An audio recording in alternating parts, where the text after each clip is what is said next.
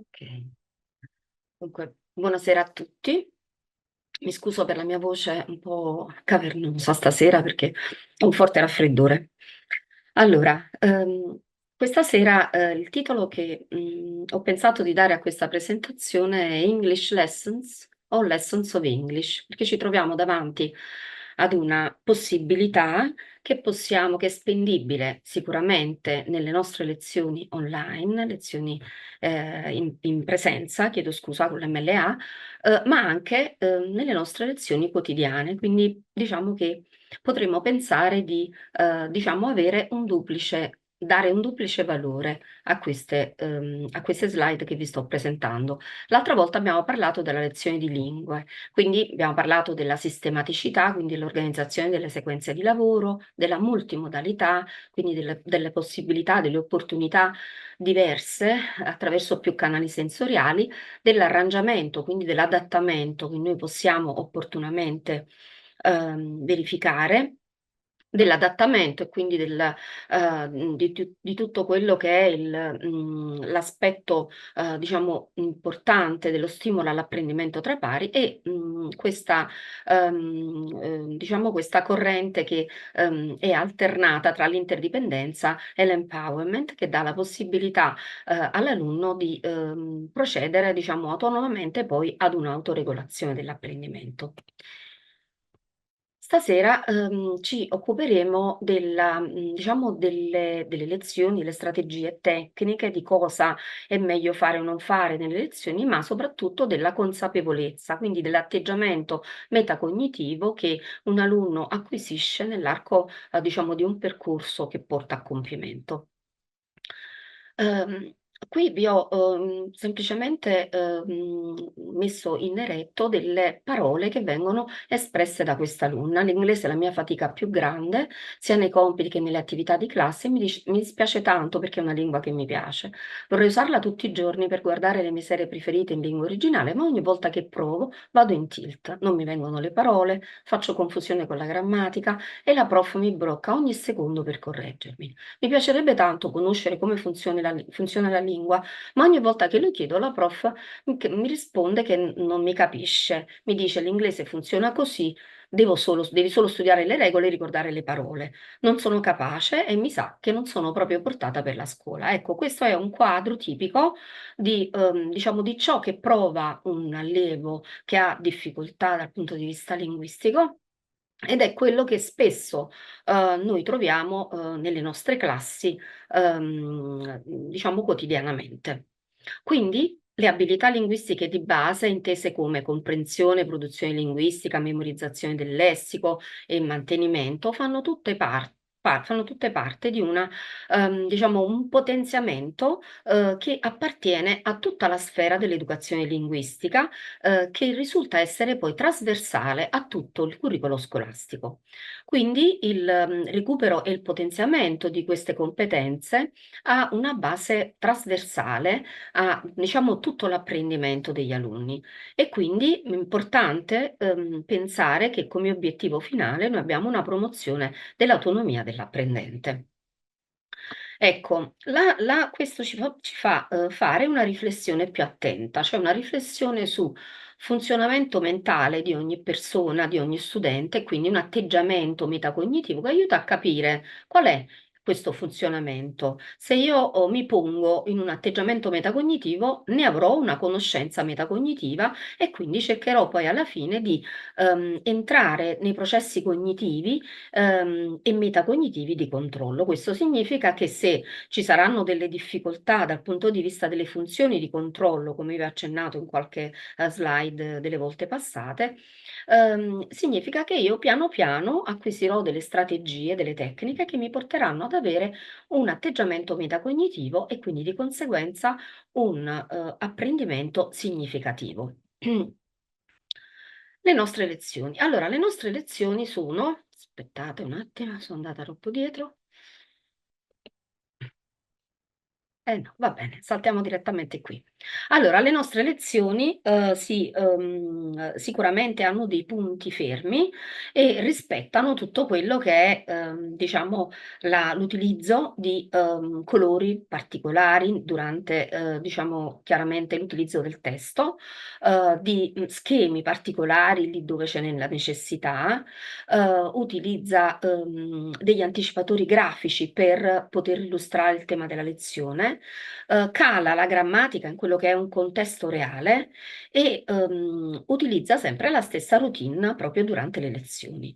Quindi potremmo dire che sicuramente c'è un atteggiamento, diciamo, che favorisce l'apprendimento dello studente che si pone nelle lezioni in presenza e probabilmente mette in evidenza tutti quelli che sono i punti di forza e le potenzialità che l'alunno poi potrà, lo studente potrà in qualche modo come dire, cercare di mettersi alla prova quando si troverà nel paese dove impara la lingua dal vivo. Quindi sono delle strategie e delle metodologie importanti, didattiche, che vengono utilizzate nelle nostre lezioni in presenza, ma che sono fondamentali per cercare di creare un'accessibilità possibile a tutti gli studenti. Per quanto riguarda la parte scritta, ecco, come dicevo prima, si possono utilizzare delle immagini, degli schemi, delle mappe concettuali, ma anche dividere il testo in dei paragrafi, che hanno, diciamo, dei titoli, che possano in qualche modo indicare un sottotema che viene trattato, un font molto leggibile, l'utilizzo dello stampadello maiuscolo quando si scrive alla lavagna o alla LIM, evitare la doppia colonna perché questo può trarre, diciamo, può creare confusione nello studente, evitare esercizi tipo fonetico e ortografico, fornire un lessico in un riquadro negli esercizi con l'inserimento, preferire l'underscore ai puntini, ma soprattutto utilizzare, diciamo, un lessico ben preciso che è stato revisionato, quindi anticipato all'inizio della lezione e che in qualche modo può dare, diciamo, un remind a quello che è stato, tutto quello che è stato trattato precedentemente. E poi l'uso di colori, suoni, immagini per la presentazione della lezione.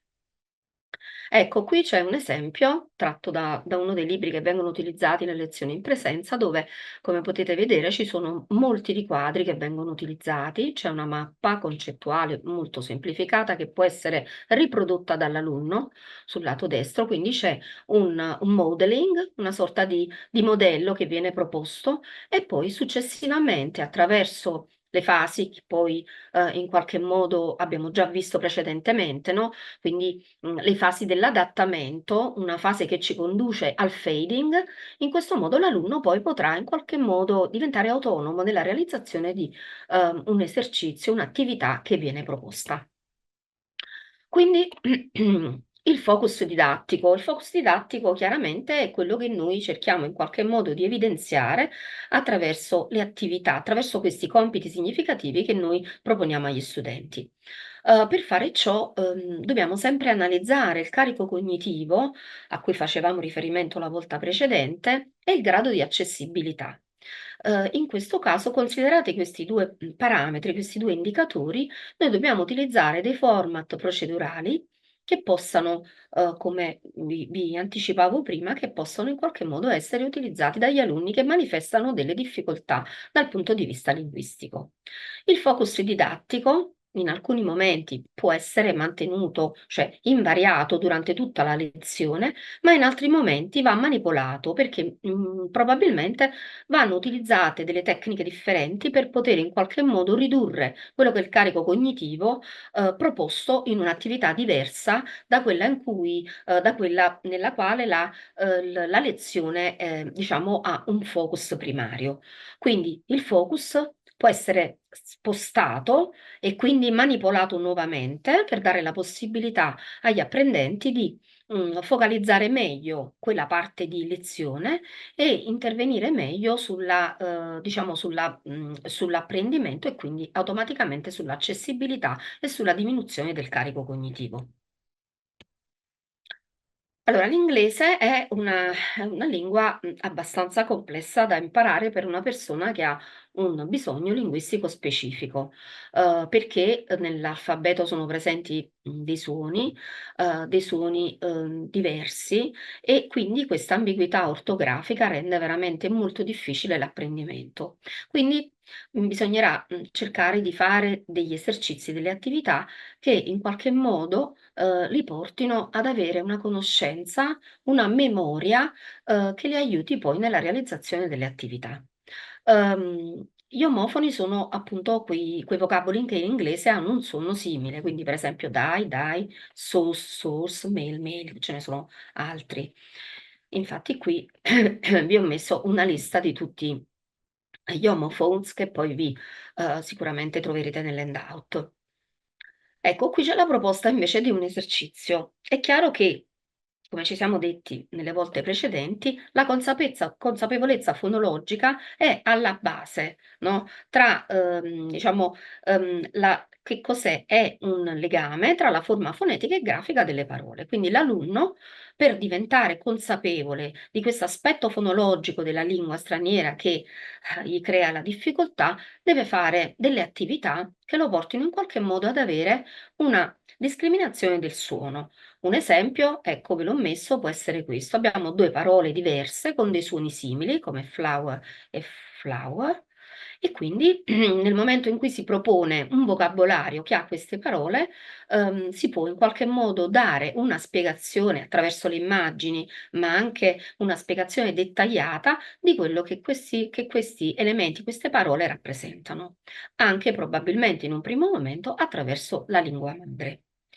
Quindi tutto questo, piano piano, fa arrivare l'alunno ad una consapevolezza maggiore e quindi a un utilizzo più consapevole di quello che sono i vocaboli che ha imparato. Un altro esempio può essere questo, cioè quello di dare una lista di parole e stressare in qualche modo la parte iniziale delle parole o la parte dove cade in quel momento l'accento, il suono. In questo modo, vedete qui io l'ho smessa diciamo in stampato, perché lo stampatello è più leggibile alla lavagna e quindi questo farà capire ai ragazzi che probabilmente l'accento di people capiterà sulla prima parte della parola.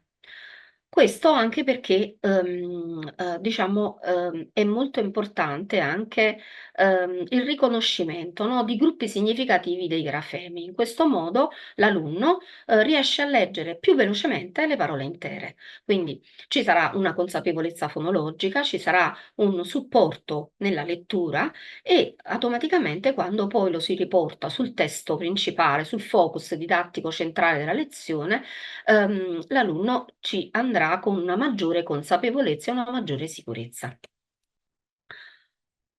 Allora, le attività quindi di metacognizione e di motivazione sono fondamentali per l'apprendimento. Studiare una lingua straniera, chiaramente, per studiare una lingua straniera è necessario potenziare l'apprendimento per cercare di creare sempre un ponte tra il proprio mondo culturale e il mondo linguistico della lingua che si va a studiare. E quindi avere delle occasioni personali di apprendimento, dei momenti di incontro con la lingua è fondamentale. Ecco perché è molto importante che gli studenti possano in qualche modo approfondire le loro lezioni online e poi diciamo approcciare le lezioni in presenza, in loco, quindi in Gran Bretagna, con una maggiore consapevolezza.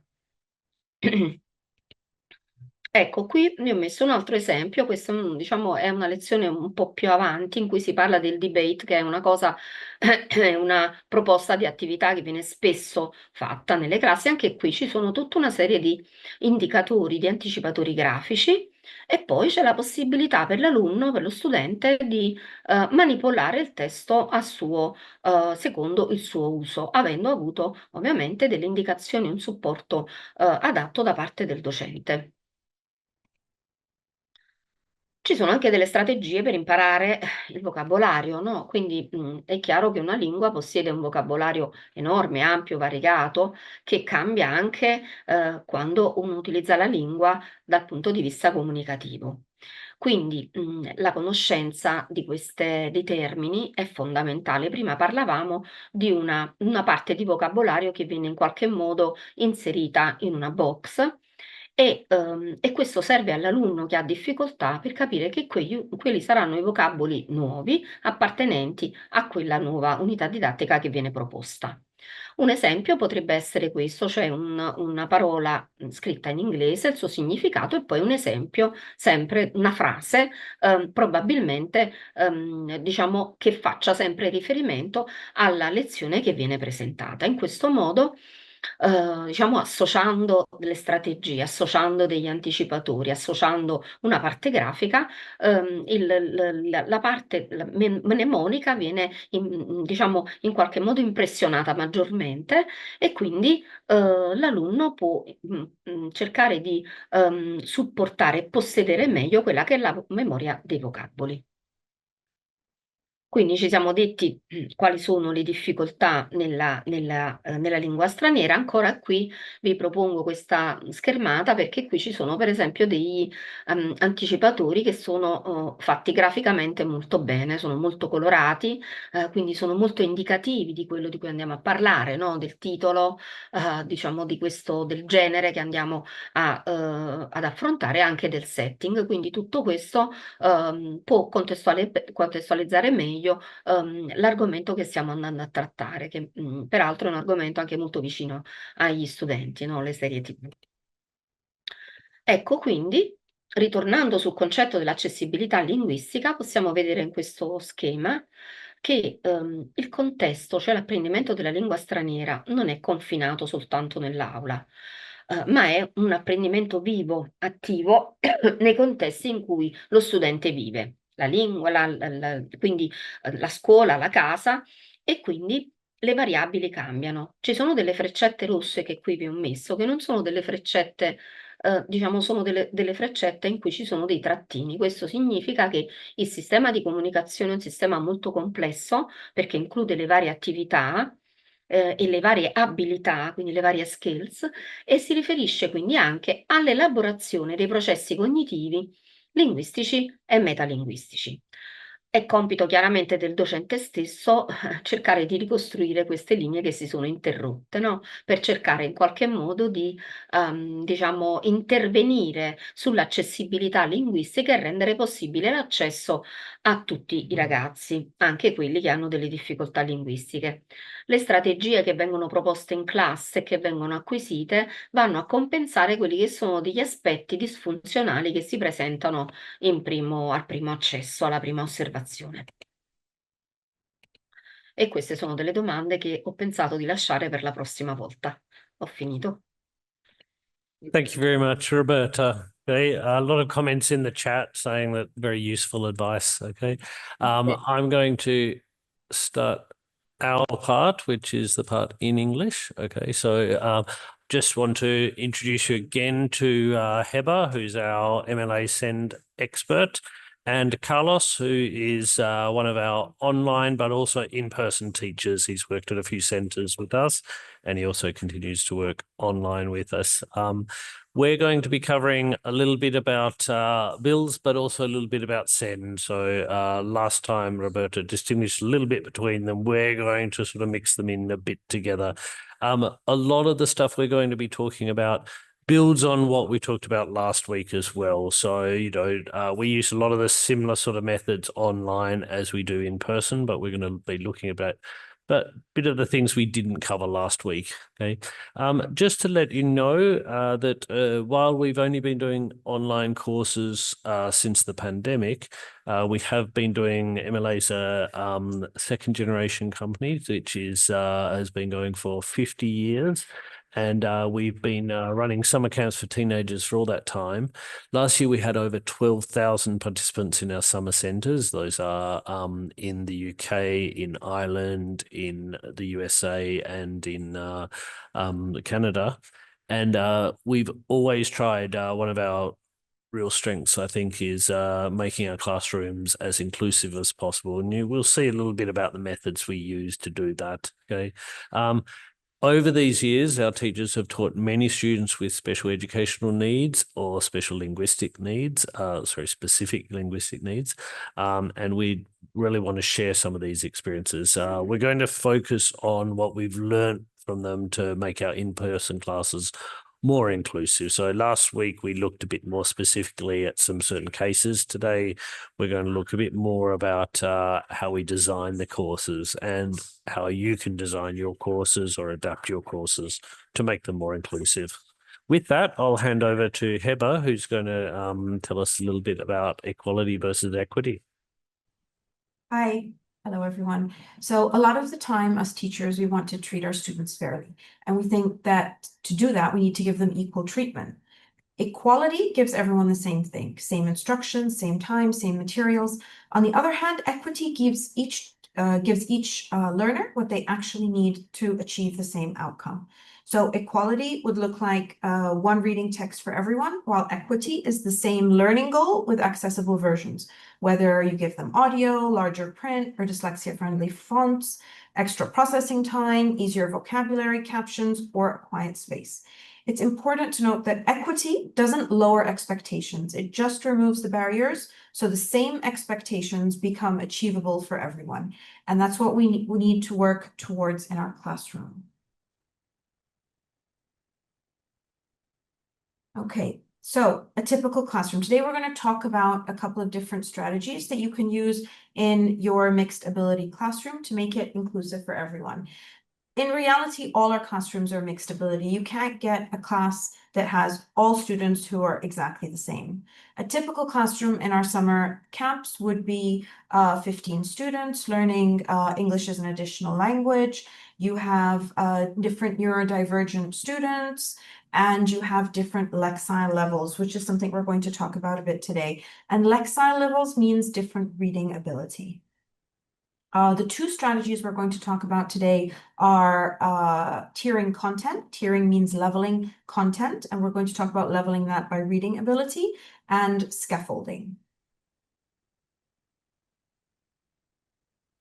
Okay, so this is content, tiering content. What is it? This is content that will give the same information and achieve the same objective, but level to different students' abilities. So all your students can work independently because everyone is engaged. A lot of time when we have behavior issues or disengagement, it's not because we have bad kids. I mean, sometimes think, oh, this kid is acting up, they have a problem, they're not a good kid. 90% of the time, sometimes more than that, it's not because they're bad kids. It's because the material we're giving them is either too hard for them or too easy. So they disengage, they act out, or they disrupt. How do we tier content? So the first thing we do is we decide on the lesson objective. You need to use your prior knowledge or assessments of students in your class, and you divide them into groups.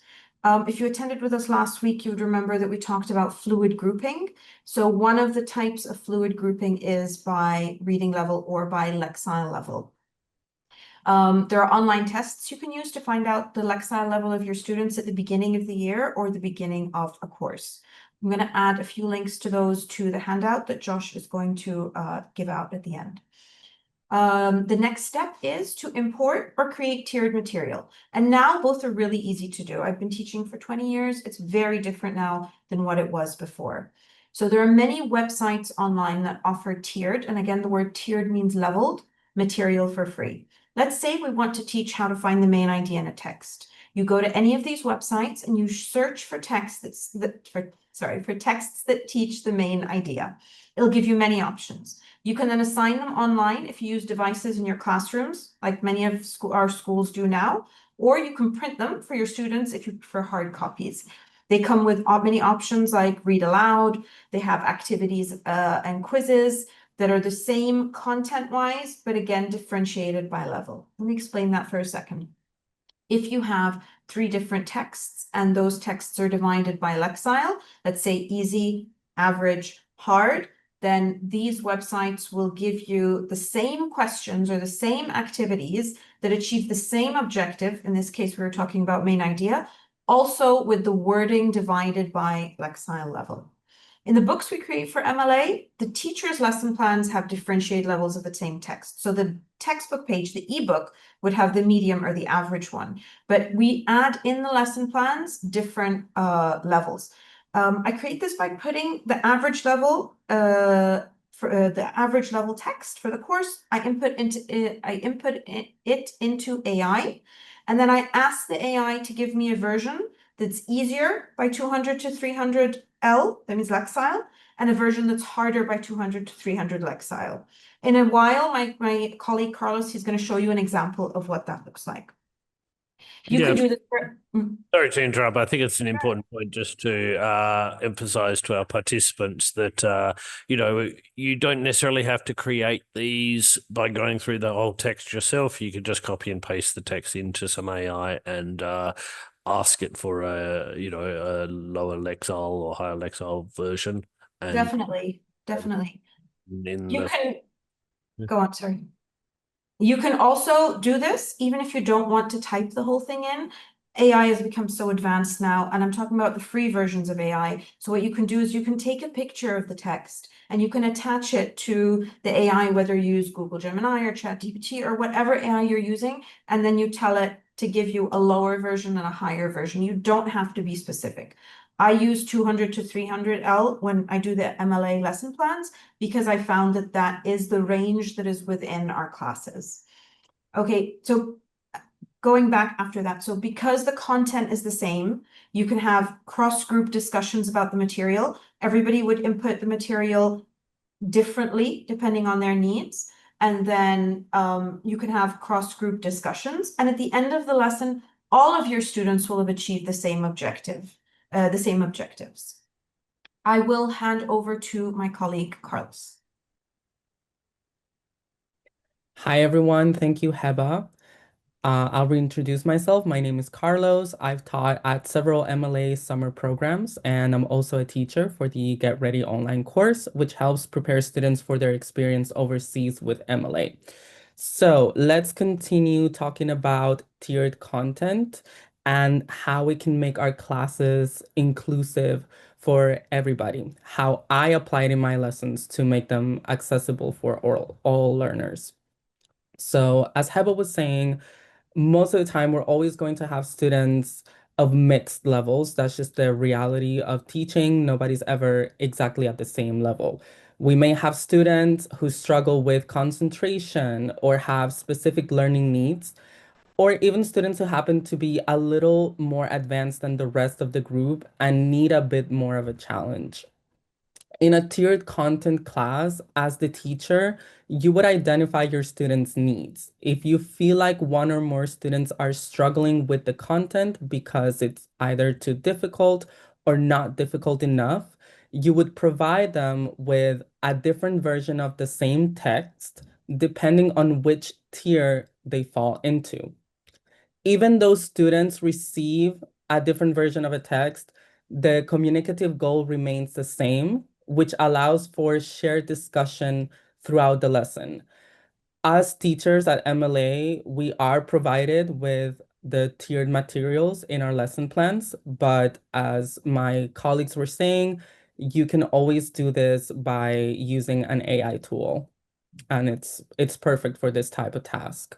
Now we're going to take a look at one of our lessons as an example. This lesson is called Athletes' Daily Routines. As you can see on the right, this is a text-heavy lesson, which for us is not typically what we would do. Our lessons always focus more on conversation, speaking, fluency, but this one is perfect for this example, for what we're talking about.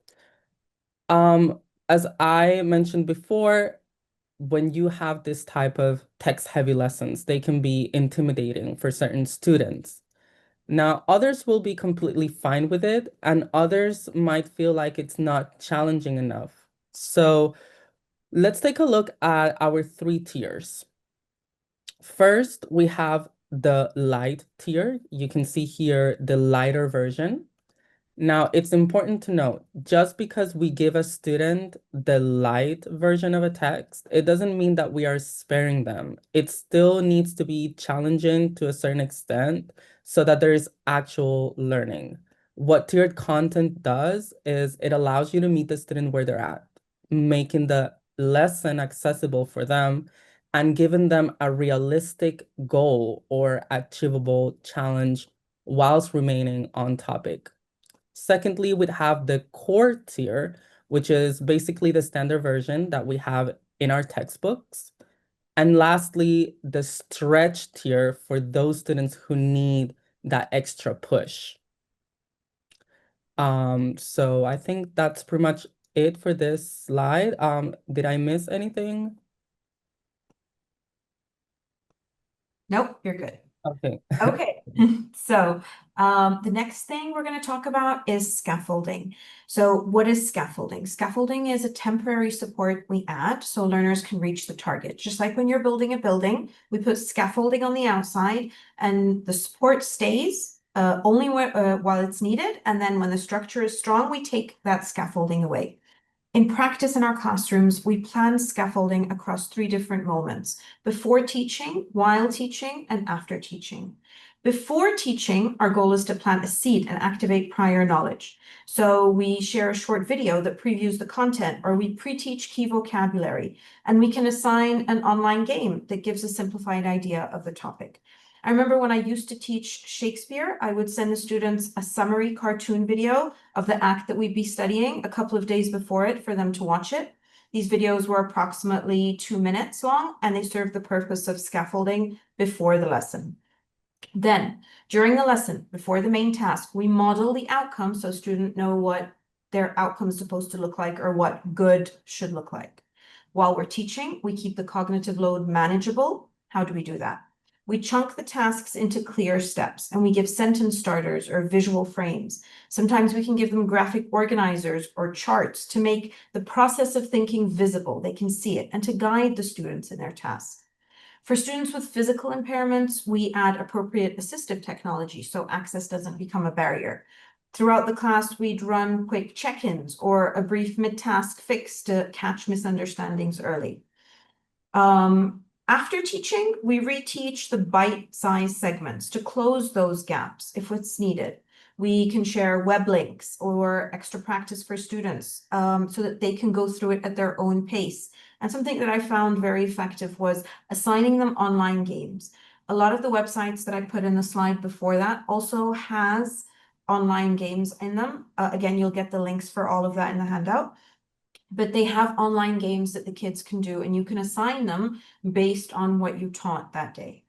For learners with special needs, there's another type of scaffolding, and you can pair audio with the text. You can do large printed text, or you can offer them visual checklists or give them extra processing time. You take different routes, but you end with the same learning goal. Now, with special needs, some things need to be differentiated. Scaffolding needs to be differentiated from accommodation. If the student has an IEP, I believe in Italy it's called a PEI, Piano Educativo. I'm not sure how it's pronounced, I'm so sorry, but I know it's called a PEI. And if they have those are accommodations. They're things they get in the exam, and they're things like extra time or a reader. If a student needs scaffolding, but won't be allowed this extra support in the exam, then you must help them to practice working with it gradually. It's like giving a student with an injury a crutch. A crutch is like a stick to walk with because they have an injury. And then if the exam day comes, you take the crutch away and you say run. So that wouldn't be fair. Good scaffolding means you plan to take the supports away bit by bit so that the student can do the task on their own. So in the beginning, we give them all the scaffolding, we help them practice, and then we gradually withdraw it so that when they go into an exam, then they can function by themselves and they don't find that they cannot function without that scaffolding. Again, like I said, it's different from accommodations that they would have in an IEP or a PEI, because that's something that they would have in their exams. Now, the 2 things we talked about today, the tiered content and the scaffolding, that's something that we embed in our lessons at MLA, and we do it through task-based learning. I'm going to hand over to Carlos now, who's going to explain to you guys what task-based learning is, and you will notice that within that is scaffolding and tiered learning. Thank you. Thank you, Heba. All right, so let's focus on the task-based learning method. Now, this is a method where each lesson is built around a project or task that is typically done in groups. One of the main characteristics is that each task mirrors a real-life situation or a scenario of the real world in which students would need to use the language to communicate. It's an inclusive method which provides a predictable structure that allows students to become comfortable with how the class is going to advance every single time. So they come to class knowing what to expect, which is always a good way to help students relax and not feel intimidated or scared about what's coming. Now, in a task-based lesson, we are not hyper-fixated on grammar, spelling, punctuation, because the main goal is to get students to speak. The aim is to build their confidence and fluency so that they can communicate in real life. Let's take a look at the structure that you can see here. Firstly, we have the warmer, which is an activity that is lighthearted and fun. Warmers are great for breaking the ice, getting to know your students, and just helping them relax at the beginning of the class. A warmer is the perfect moment for you to start building that rapport with your students. Then we move on to the pre-task. This is where we model what the students will be doing during the task stage. At this point in the lesson, what we do as teachers is we elicit as much language as we can from the students. So in this type of method, students should be doing most of the talking.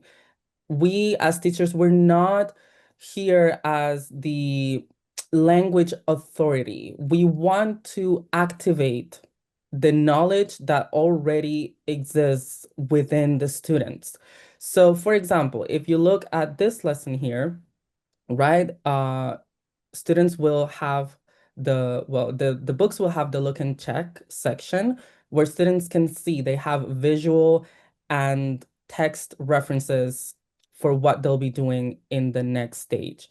So they can see that they're going to have to write a ticket, a flight ticket. So now it's the time for you as the teacher to activate that knowledge by asking them questions. So you can just pick any student and ask them, okay, so Alessandro, you've been to an airport, right? What do you do at the airport? Where do you go first? And the students will start talking and start remembering and start trying to form their sentences. And your role as the teacher is where you see that there is a gap or a need for language or knowledge, you step in and you facilitate that knowledge. But again, you're eliciting, they are doing most of the talking. That is the ideal goal.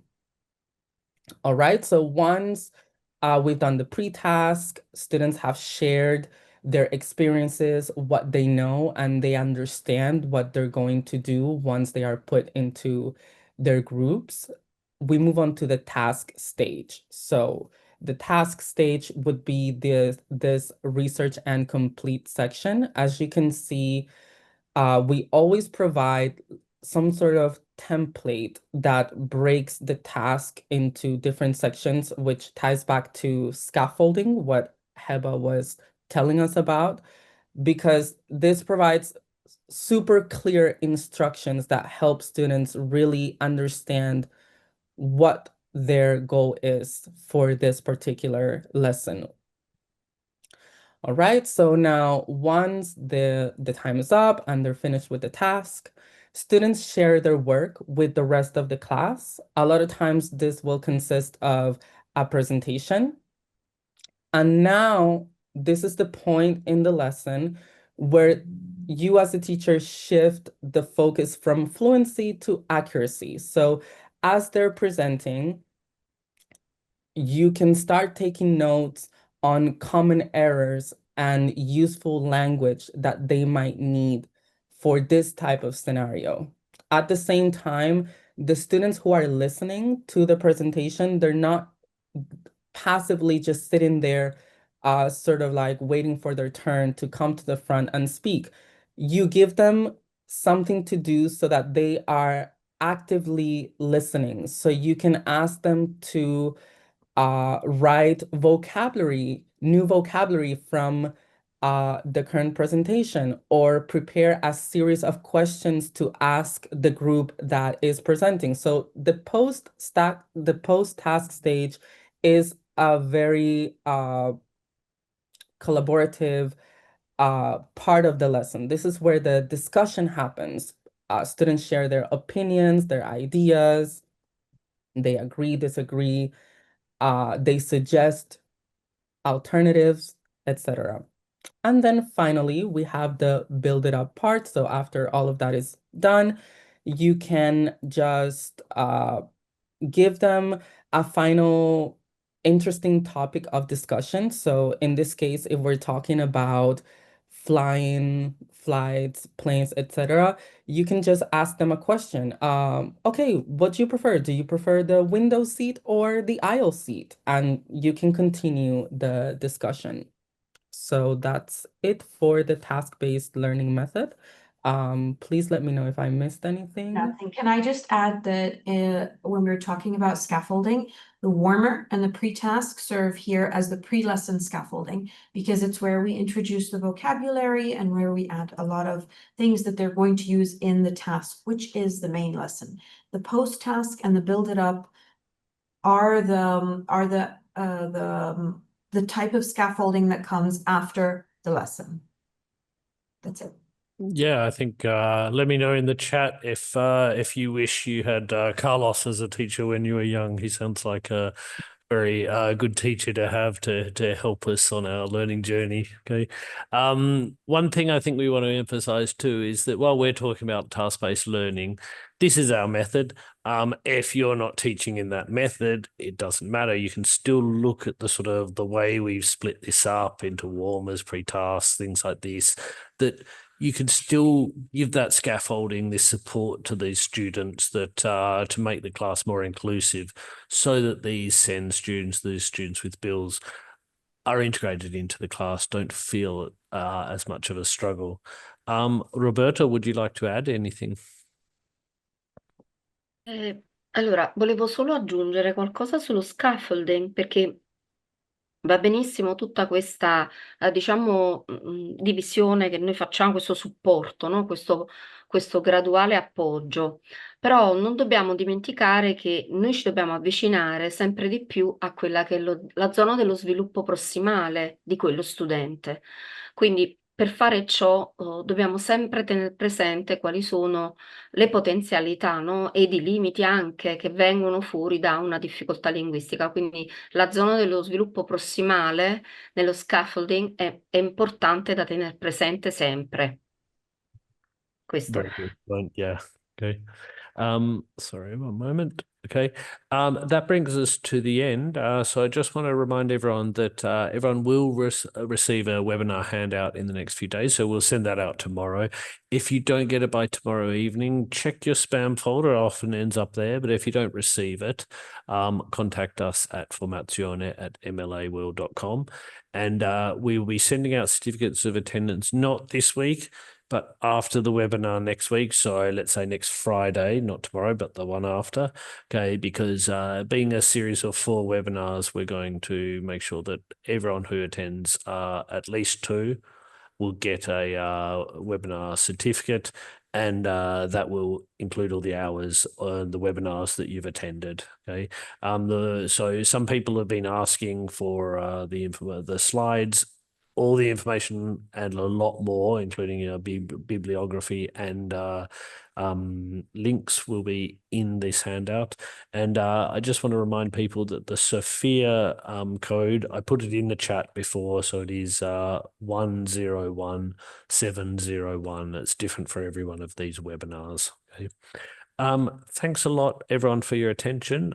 We have our final meeting of the BiLS Academy, not our final teachers webinar. We do these every Thursday, but the next one will be the last of this series, and it will be next week at the same time, the same day. So next Thursday at 6 p.m.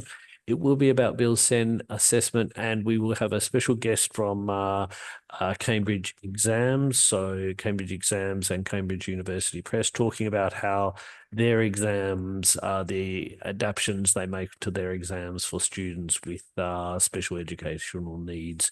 So the support they give them also in the books. And I think that'll be really interesting so that you can see if you have students doing Cambridge exams, or just to know the sort of things how you can make your assessment, exams, tests more, how can I say, more inclusive for students who have these needs. With that, I'd like to thank Roberta, Carlos, and Heber, and I hope, and most of all the participants, and I hope we see all the participants again next week. Okay. Can Thanks. I just add that our the date on the slide is the 20th, but it's actually the 30th of October for next week. Oh, I beg your pardon. That's You're fine. correct. Okay, so The sorry. 30th of October. Okay, thanks for pointing that out, Heber. Okay, bye everyone. Bye bye. Bye.